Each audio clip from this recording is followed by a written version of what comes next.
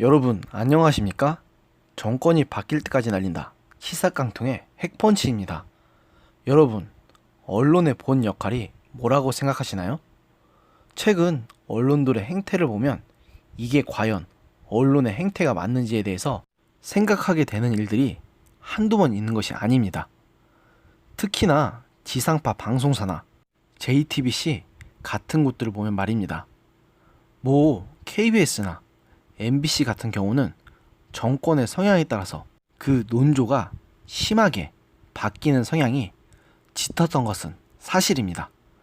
그래서 이 두 곳은 지금 정부의 스피커 역할을 하는 것이 그다지 놀랍지도 않습니다.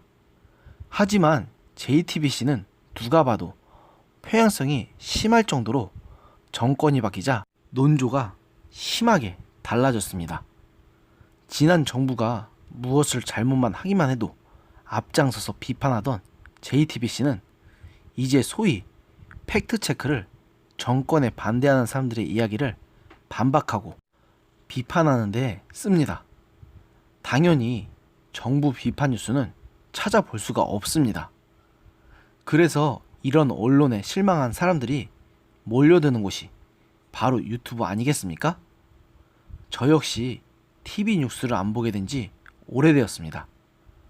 채널을 돌려봐야 거기서 거기인 논조로 전부 찬양 및 홍보 일색의 뉴스만 하고 있고, 정부에 대해서 불리한 뉴스에 대해서는 숨기거나 슬그머니 넘어가기 바쁜 방송들은 결국 사람들의 흥미를 끌 수가 없기 때문입니다. 심지어 적극적으로 자신의 목소리를 내겠다고 생각한 사람들은 직접 자신의 유튜브 채널에 동영상을 게재하기 시작했고, 이것이 지금의 유튜브의 우파 유튜버 전성시대를 열었다고 생각합니다. 물론 유튜브에는 좌파 성향 유튜버들도 있긴 하지만요. 중요한 것은 지금 미디어의 패러다임 자체가 유튜브를 통해서 변하고 있다는 것입니다.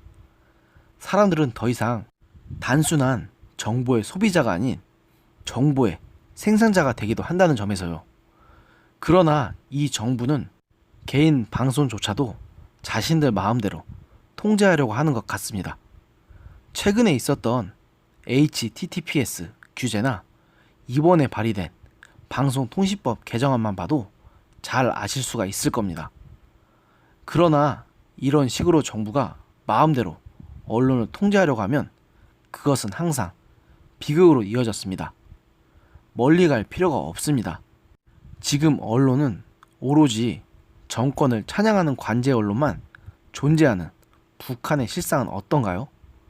비단 북한뿐만 아니라 역사적으로 보아도 많은 독재자가 자신들을 비판하는 언론들이나 지식인들을 탄압하고 심하면 고문하고 살해하기까지 했지만 결국 독재자는 쫓겨나거나 독재자가 통치하던 나라가 완전히 망가지거나 둘 중에 한 가지로 결과가 귀결됐습니다. 비판 언론을 마음대로 막는다는 것이 얼마나 큰 잘못인지를 알 수 있는 대목입니다. 심지어 왕조시대에서조차 왕이 듣기 좋아하는 소리만 하는 신하는 제대로 된 신하로 치지 않았고, 오히려 왕에게 할 말 못할 말 다 하는 신하가 제대로 된 신하로 취급받았습니다. 심지어 조선시대에는 오히려 왕에게 바른 말을 하는 역할을 담당한 사관원과 사원부에 관직을 두고 청요직이라고 하여 고위 관료로 승진하기 위해서는 반드시 거쳐야 하는 요직으로 여겨졌습니다.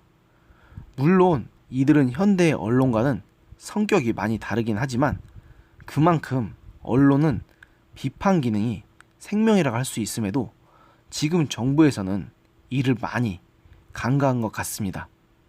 지금 KBS나 MBC가 정부에 대한 비판 기능을 상실하고 나서 추락을 거듭하고 있는 것이 저분들은 눈에는 들어오지 않는 것 같습니다. 다시 말씀드리지만 언론은 결국 비판 기능이 생명입니다. 비판하지 않는 언론은 아첨꾼일 뿐이고, 아첨꾼은 결국 권력자를 타락하게 만듭니다. 지금 정부를 향해서 온갖 비판을 쏟아내는 유튜브 방송들이 결코 곱게 보이시진 않을 겁니다.